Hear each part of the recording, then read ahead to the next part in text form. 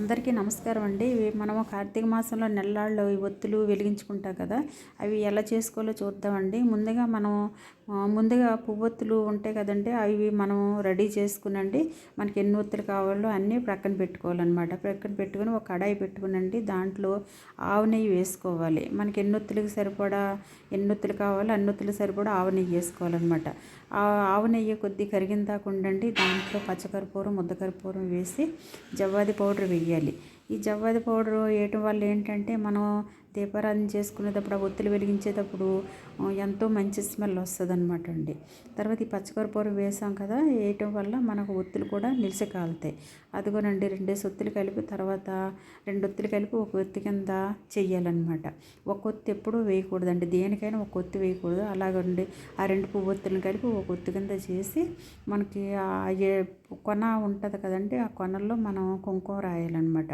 ఆ కుంకుమ పెట్టడం వల్ల మనకి ఇంటికి కూడా మంచిదన్నమాట అండి. మనకు దీపారాధన చేసిన ఫలితం వస్తుంది.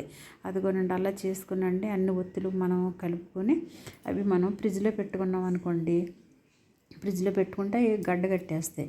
తర్వాత మనం ఎప్పుడు దీపారాధన కావాలో అప్పుడు తీసుకునండి మనం ప్రతినిత్యం కూడా దీపాలు వెలిగించుకోవచ్చు. మనం అప్పటికప్పుడు చేసామనుకోండి, అవి అంత నిలిచి కాలవన్నమాట. ఇలా చేసుకోవడం వల్ల మనకి ఎన్ని ఒత్తులైనా ఎక్కడైనా పట్టుకెళ్ళవచ్చు. ఎన్ని ఒత్తులు కావాలో అన్ని ఒత్తులు కూడా మనం అప్పటికప్పుడు తీసుకునండి మన దీపారాధన చేసుకోవచ్చు. ఇవేంటంటేనండి, కంపల్సరీ మనము ఈ రోజు డైలీనండి మేము ఇది పెడతాం. ఇది పళ్ళెంలో వాటర్ పోసండి అవే గంగాదేవి అనుకునండి మనం ఒత్తులు వెలిగిస్తామన్నమాట. 3 జోడాలు వెలిగిస్తామన్నమాట. అదిగోనండి, 3 జోడాలంటే ఒక అరటి డొప్పలు ఉంటాయి కదండి, అరటి డొప్పలు తీసుకొని ఒక్కొక్కటి 2 కలిపండి. అలాగండి, ఇదిగో నేను చూపిస్తున్నా చూడండి. అలా 3 డొప్పల కింద పెట్టుకుంటా. ఒకటి ఏంటంటే గంగాదేవికి అండి, ఒకటేమో శివయ్యకి, ఒకటేమో దామోదరుడికి అనమాట. అలా వేసుకునండి, అలా నీటిలో విడిచిపెట్టుకుంటాను. నెల్లాళ్ళు అలా విడిచిపెట్టుకుంటే అందులో ఎంతో నిలిచి కాలుతాయండి. దేవుడికి ఎంతో ఇష్టం అనమాట.